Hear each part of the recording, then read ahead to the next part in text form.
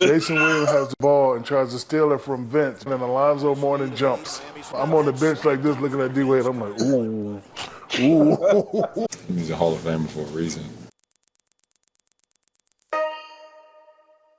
Vincent Lamar Carter Jr., born January 26, 1977. Is Vince Carter a Hall of Famer?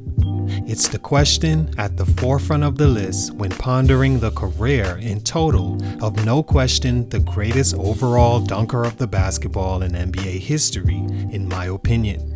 He's played 22 years in the league, the most seasons played by any player, and suited up for an unparalleled 4 different decades, that being the 90s, 2000s, 2010s, and the 2020s.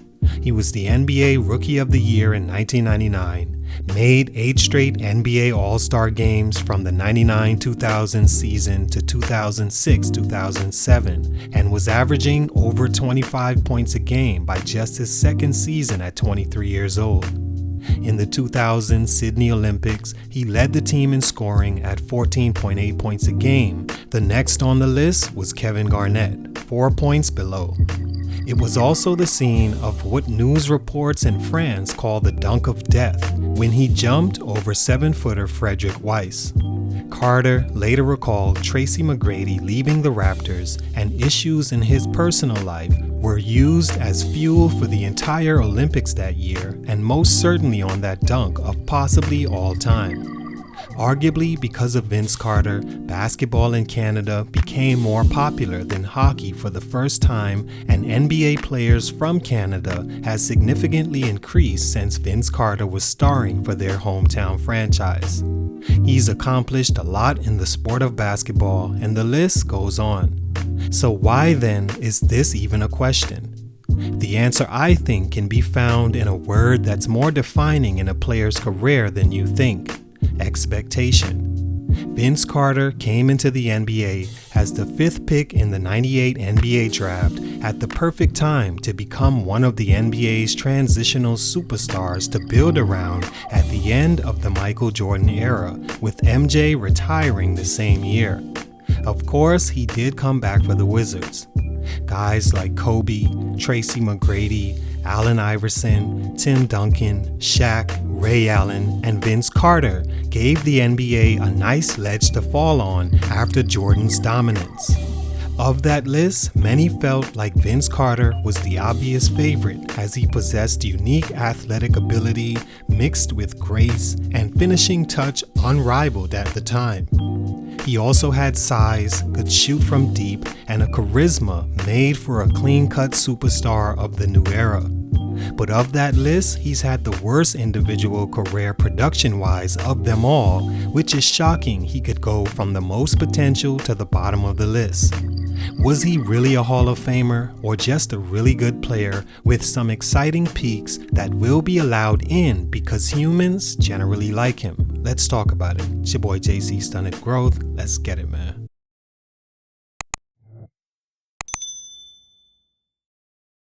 Vince Carter was a 6'6" shooting guard born in Daytona Beach, Florida, and multiple sport competitor. Even led the school marching band and offered a full scholarship to play the saxophone. He played quarterback for his high school football team until a wrist injury forced him to move on. And no, not yet to basketball. He was a superstar volleyball player that was the player of the year for his county, averaging more than 23 kills. Vince then transitioned again, as he usually did with sports, into basketball, where he was a flat-out superstar and natural since his younger days, being taller and clearly more advanced than the other kids. He won a state championship as a senior, being named a McDonald's All-American in 1995, where he defeated Paul Pierce to win the slam dunk contest.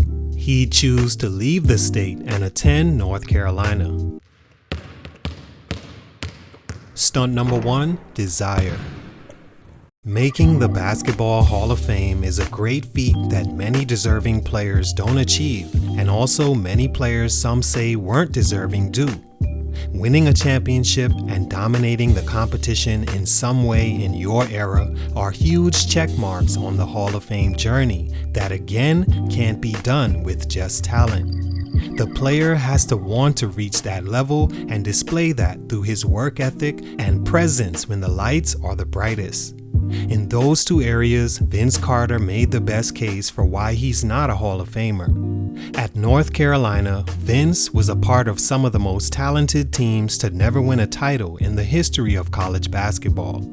After 3 years, he decided to leave school and enter the draft, where he was taken with the 5th pick and traded on draft night to the Raptors for Anton Jamison, his college teammate and 4th overall pick. Vince immediately began being compared with the best of the best at shooting guard and constantly to Kobe as well as the league's next brightest star at the position. Same height, comparable talent level, and athleticism perfect for the time where the league desperately needed another high-flying shooting guard to replace his airness. The difference between the two players was Kobe had a desire from day one to dominate his competition.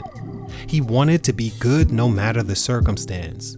Vince, on the other hand, has admitted to not always giving it his all, especially in Toronto. For some reason, that doesn't shock me. I've always looked at Vince Carter and saw him as a guy that lets his talent speak for itself and never pushing as he should with all the gifts he had. The only thing I'd say he wasn't good at was ball handling and using it to attack the rim. Besides that, he could do it all, and that in itself should have made him better than Kobe Bryant, a champion and clear-cut Hall of Famer / one of the best shooting guards ever.